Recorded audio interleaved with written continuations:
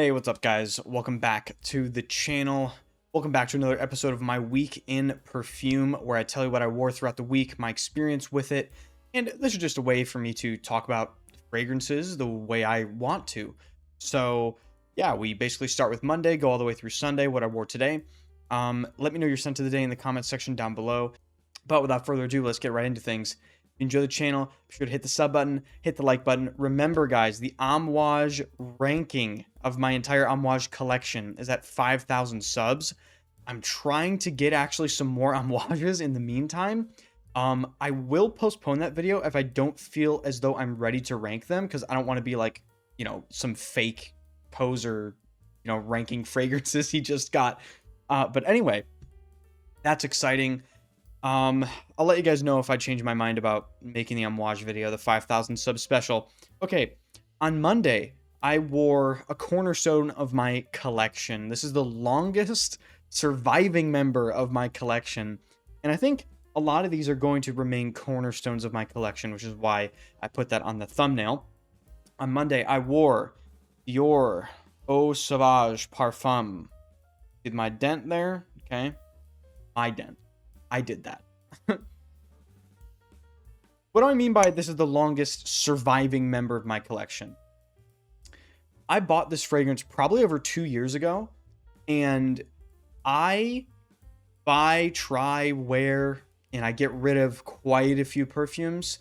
I'm very particular. I don't like having too large of a collection, and this fragrance has withstood the test of time. It has been just completely stalwart. It has refused to be sold. Every single time I wear this, it impresses me. Eau Sauvage Parfum, this is the 2017 version, so this is the version with elemi resin.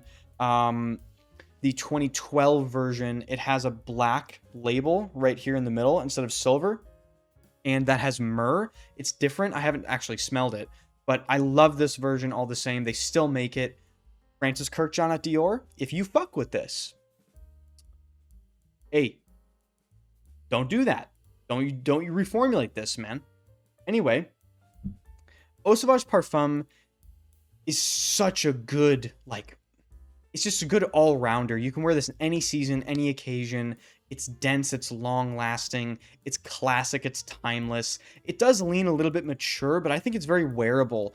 It has this beautiful rounded citrus opening with this lemony elemi resin, which is a resin itself, but there's also citruses in there. There's like lemon itself. I get some bergamot. There's this beautiful balanced lavender, and I get some vetiver that adds this earthy sort of green edge, but everything in this fragrance comes off as so well blended. It's so smooth. The transition between, the opening to the dry down is fantastic. I really enjoy the wear experience. It's not too loud of a fragrance because it's parfum concentration, but you are going to get really good longevity. So that is Eau Sauvage Parfum. Guys, if you're looking for an office fragrance, if you're looking for something to wear on the daily that's professional and put together, great option. You can find Eau Sauvage Parfum for pretty good prices. Up next, on Tuesday, I wore what I would consider to be another cornerstone of my collection. This is none other than Chanel Antaeus.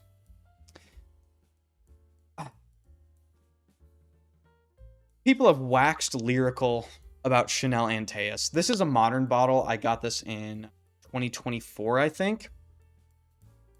It's one of the best fragrances ever made, in my opinion. It's one of the most masculine, timeless. Well, in my opinion, it's timeless. Some people would say it's 80s. And yeah, they're right, but I think it's timeless, okay? And it's one of the most beautiful aromatic leather fragrances I've ever smelled. It's got this very distinct civet note. If you've never smelled, not civet, excuse me, castoreum. It has a very distinct castoreum note.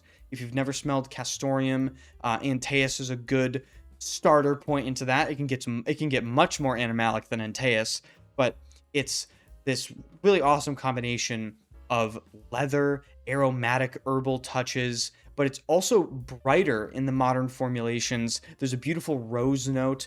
Overall, it just comes off as, yes, maybe a fragrance of its time. It is definitely 80s smelling, But it's worth noting the modern formulations, which this one is, are fantastic. They're a little bit brighter and more easily wearable.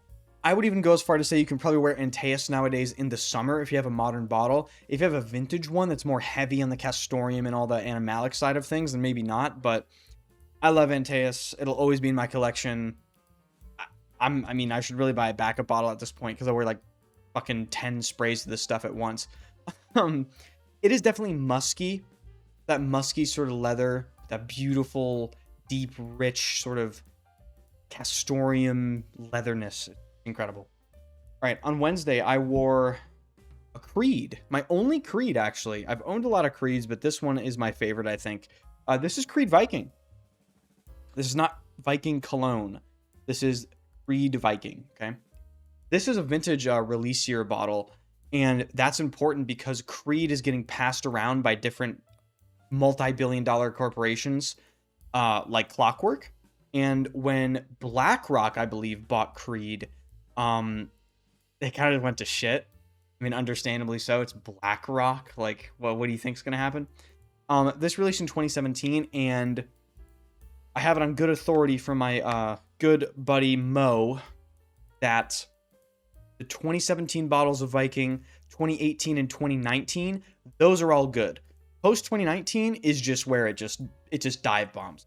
Viking is kind of like Old Spice, guys.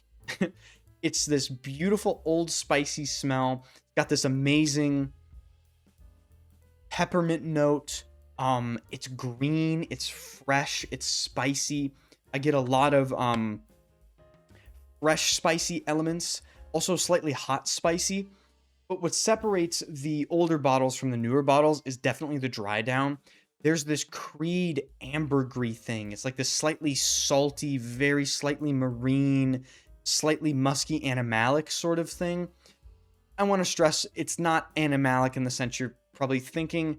It's definitely not offensive. It just gives it this a little more body, a little more interest to the wear experience. I get good longevity with this Creed. I can't speak for the newer bottles, but I would have to imagine, yeah.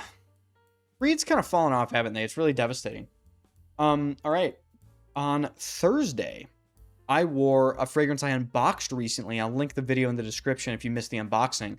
This is a vintage Maitre Parfumeur at Gantier. This is Bois de Turquie. That's right, Bois de Turquie. Goofy looking bottle. I mean, look at the cap. The cap is just outrageous. Shout out Rich Mitch, by the way. Outrageous. This is a very strange fragrance, but it's very awesome. It kind of reminds me of Yves Saint Laurent M7. It's this sort of syrupy orange, sandalwoody patchouli thing. It's very hard to wrap my head around. I'm still getting to know it, but I also get resins, like a resinous orangey patchouli. The orange in this comes across as slightly syrupy. The resins in here come across as kind of red, thick, dense, viscous, if you will. And the patchouli and the woods in this fragrance just sort of smooth everything out. The patchouli in this isn't like the dank, super earthy, musty patchouli. It's that sort of green, approachable patchouli that just gives it that slight edge along with the sandalwood. Really enjoy it. I'm still getting to know it. I had a great time wearing it on Thursday. Speaking of great time wearing something, this fragrance is blowing me away every time I wear it. I wore this on Friday. This is MDCI Invasion Barbare. Yeah.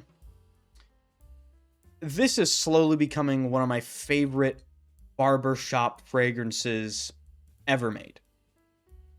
Oh my god. It's this thick, rich, dense wall of lavender, shaving foam, spices. And it is just to die for. There's this distinct violet leaf, sort of like ozonic note in the top that I pick up. It's slightly watery, it's slightly bitter, but juxtaposed against that herbal lavender and the spices and the foamy effect. It's just outrageous. It's an outrageous fragrance. I absolutely love it. It's clean.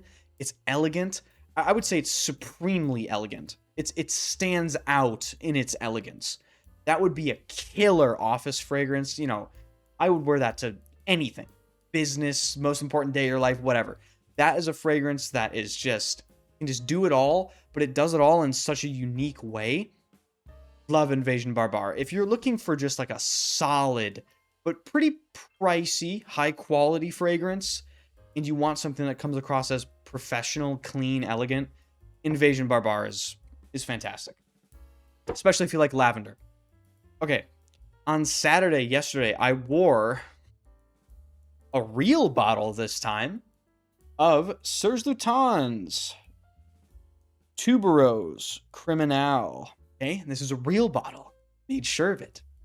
For those of you that don't know what I'm talking about when I refer to it being a real bottle, I discovered a couple weeks ago, maybe at this point, that the bottle that I had was actually fake. That's not good. The only time I have ever let anything slip under my nose when it comes to perfume, I am so careful with what I buy. I vet everything, but that one got away from me, man, and I'm pissed about it. But it's fine, because I got a real one. And guys, surprise, surprise, the real one smells way better. This is a weird fragrance. This is not one for those of you that hate tuberose. This isn't one for those of you that dislike white florals. This is a strange one. So, Tuberose Criminelle opens with this mentholic, green, minty, like almost mouth, what do they call it? You guys ever eat those white mints in the individual wrappings? They're like, I think they're other Lifesaver mints. It's literally that taste, but in a smell. And the tuberose is this very like creamy, floral, heady. It's not bubblegummy tuberose. It is definitely the creamy sort of tuberose juxtaposed against that big green minty thing. It's fresh. It's kind of like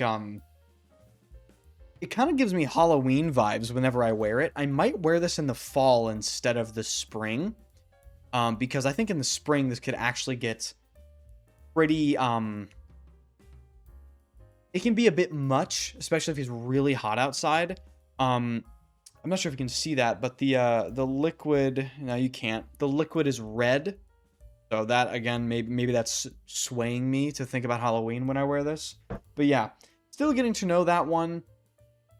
Very interesting fragrance, minty, creamy, white floral thing. All right, and today I wore, quickly becoming one of my favorite fougères ever. This is Roja Scandal Parfum pour Homme.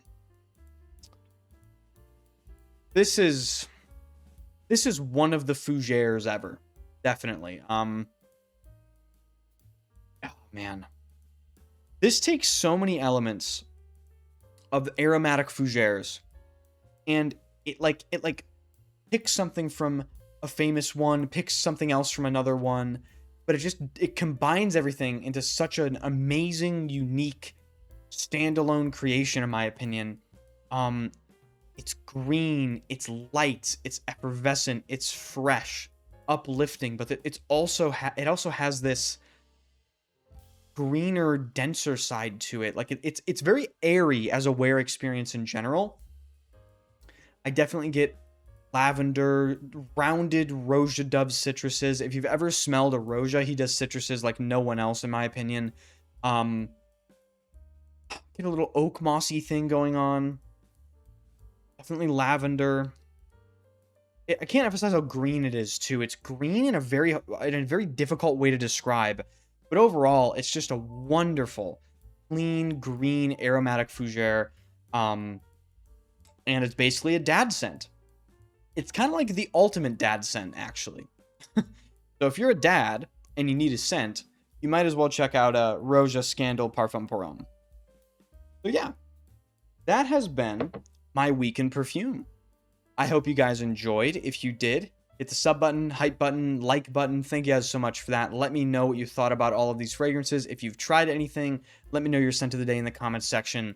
And I have some really awesome videos coming up in the pipeline for you guys. I have a vintage Roja Dove unboxing. I have a Aqua de Parma unboxing. Yeah, there's some crazy stuff coming. So yeah, appreciate you guys watching, and I'll see you guys in the next video.